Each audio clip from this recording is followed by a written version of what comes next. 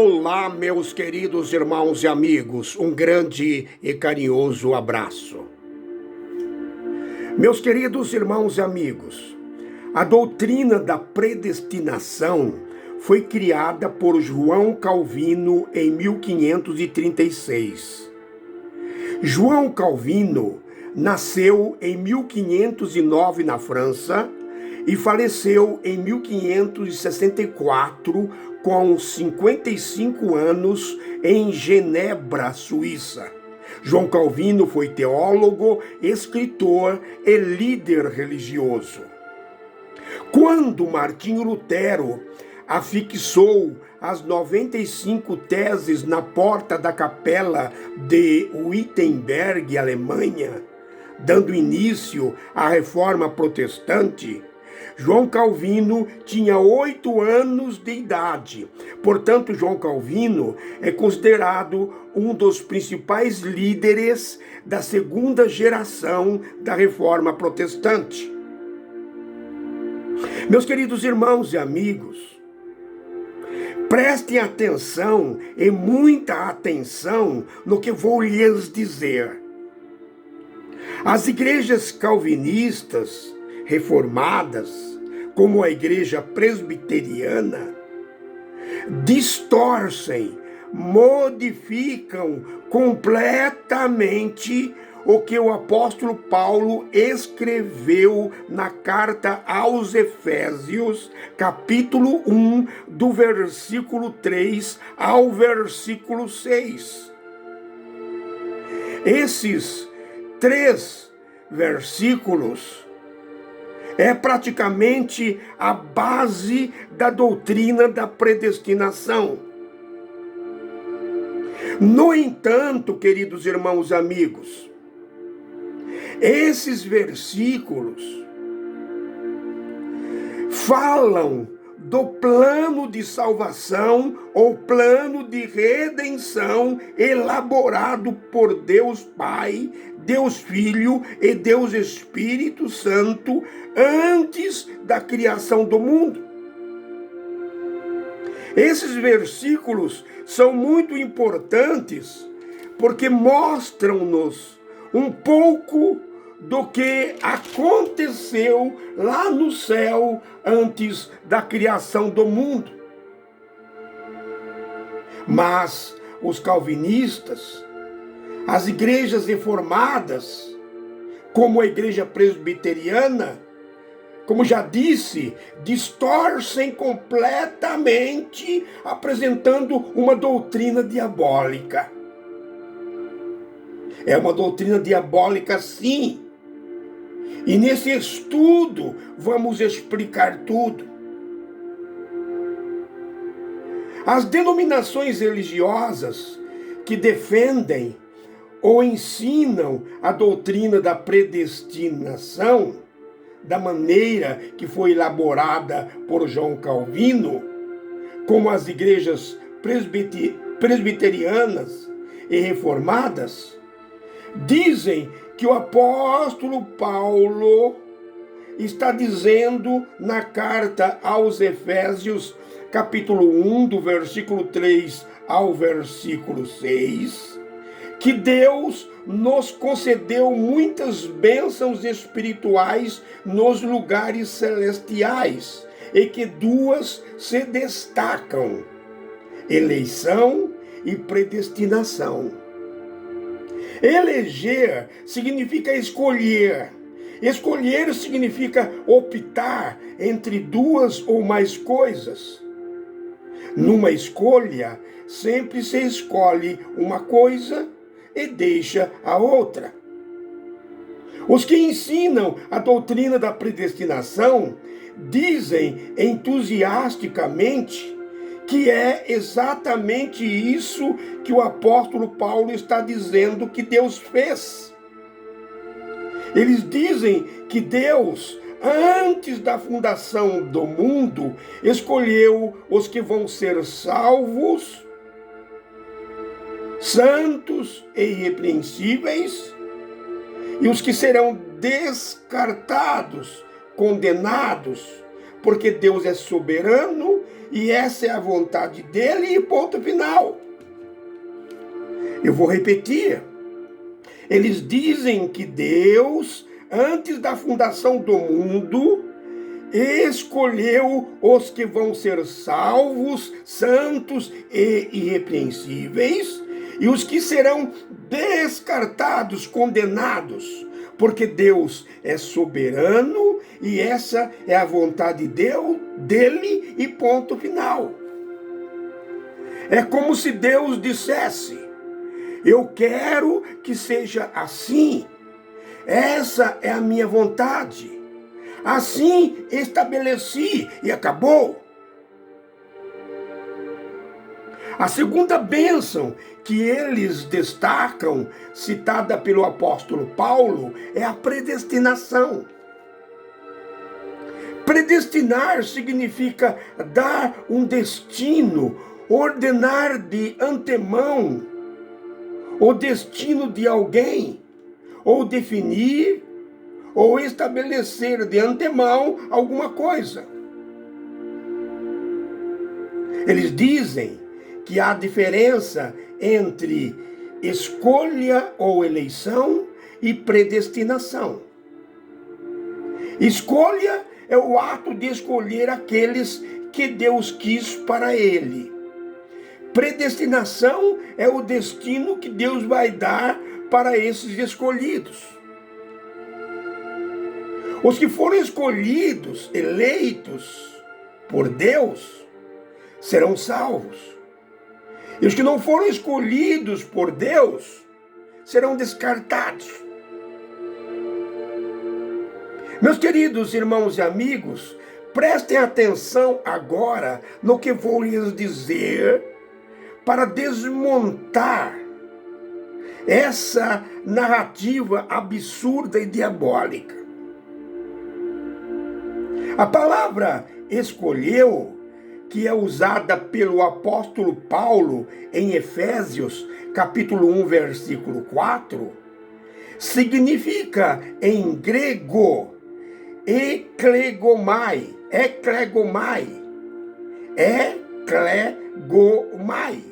eklegomai, epsilon, mais kappa, mais lambda, mais epsilon, mais upsilon, mais ômicron, mais mi, mais alfa, mais iota. Eklegomai.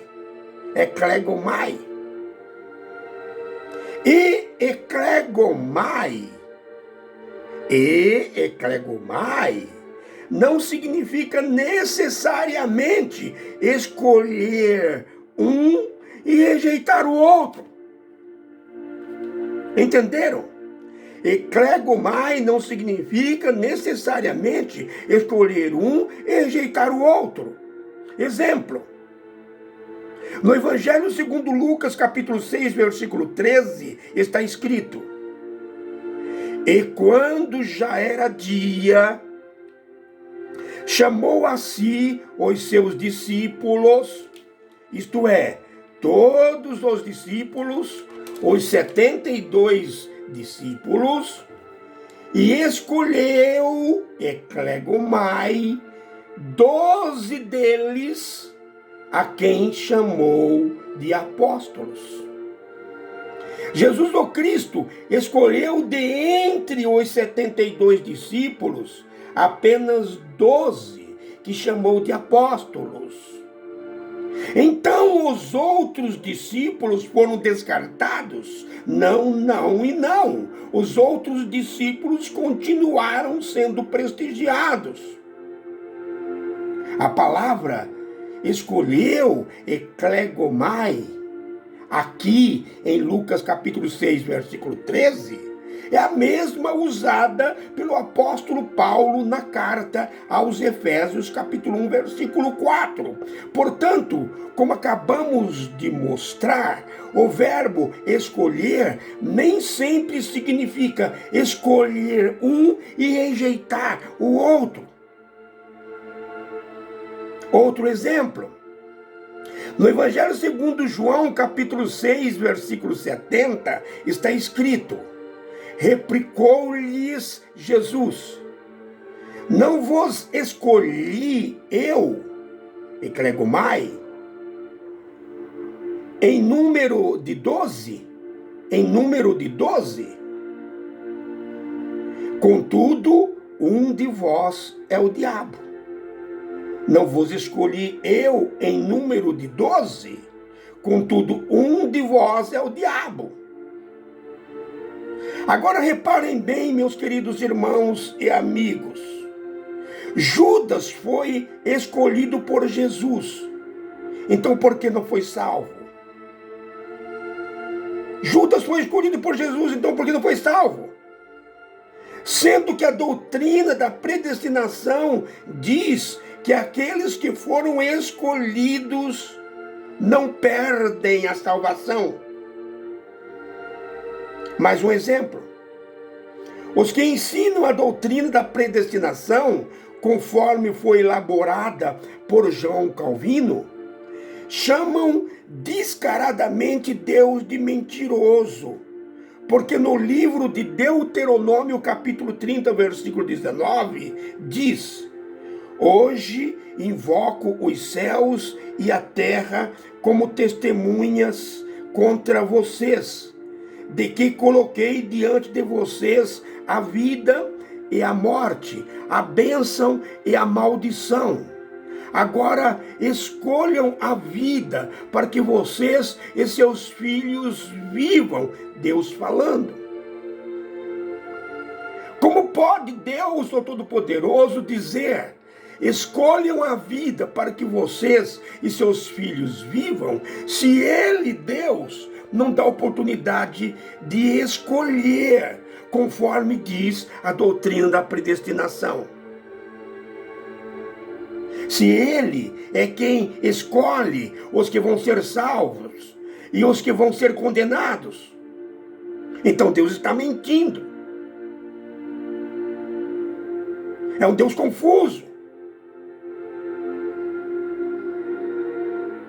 Na segunda carta do apóstolo Pedro, capítulo 3, versículo 9, está escrito: o Senhor não tarda a sua promessa, ainda que alguns a tenham por tardia, mas Ele é longânimo para convosco, não querendo que alguns se percam, senão que todos venham a arrepender-se. Usando outras palavras, o apóstolo Pedro está dizendo que Deus está sendo bondoso, generoso, porque não quer que ninguém se perca, mas que todos tenham vida eterna, que todos sejam salvos. O apóstolo Paulo, na primeira carta a Timóteo, capítulo 2, versículos 3 e 4, escreveu: porque isto é bom e agradável diante de Deus, nosso Salvador, que quer que todos os homens se salvem e venham ao conhecimento da verdade. No Evangelho segundo João, capítulo 3:16, está escrito: Deus amou o mundo de tal maneira, isto é, de uma maneira tão intensa, que deu o seu Filho unigênito, para que todo aquele que nele crê não pereça, mas tenha vida eterna. Deus não quer que ninguém se perca, mas que todos tenham vida eterna, que todos sejam salvos. O livre-arbítrio é uma verdade bíblica. O livre-arbítrio é uma incontestável verdade bíblica. É uma incontestável verdade bíblica. E se há livre-arbítrio, é impossível Deus escolher os que vão ser salvos e os que vão ser condenados. Como podem perceber, O apóstolo Pedro, o apóstolo Paulo, enfim, todos os apóstolos nunca ensinaram essa doutrina espúria e diabólica chamada doutrina da predestinação. As igrejas calvinistas e reformadas falam muito em soberania divina, mas a soberania divina que ensinam parece mesmo uma ditadura divina e apresentam um Deus injusto, excêntrico, mentiroso, faccioso, confuso, covarde, etc.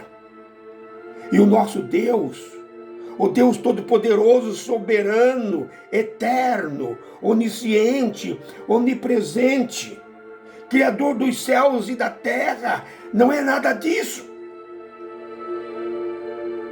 O Deus que conhecemos é o nosso Pai Celestial. Nós fomos predestinados para sermos seus filhos. Através de Jesus o Cristo, pertencemos à família celestial.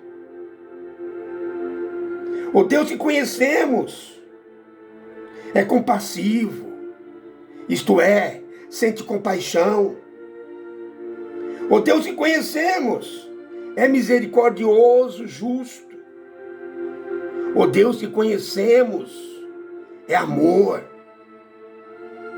São muitas as passagens bíblicas que mostram Deus, o Todo-Poderoso, convidando e fazendo apelo aos pecadores, porque não quer que ninguém se perca. Portanto, meus queridos irmãos e amigos, tomem muito cuidado com essas denominações religiosas e com alguns pastores famosos que distorcem a palavra de Deus, apresentando doutrinas facciosas, doutrinas, falácias, apresentando falácias doutrinárias. Isto é, uma doutrina errada, com aparência de verdadeira. E com isso, enganam milhões e milhões de pessoas. Meus queridos irmãos e amigos, o nosso compromisso é com a verdade. Com a verdade. Na próxima semana, nós vamos dar sequência nesse estudo. Quero pedir um grande favor para os meus queridos irmãos e amigos. Inscrevam-se em nosso canal. Dê o seu like. Ajudem-nos nesse trabalho tão importante. O nosso compromisso é com a verdade. E a verdade é Jesus, o Cristo. Ele disse: eu sou o caminho, a verdade e a vida. Nosso compromisso é com a verdade. Fiquem com Deus. Um grande e carinhoso abraço.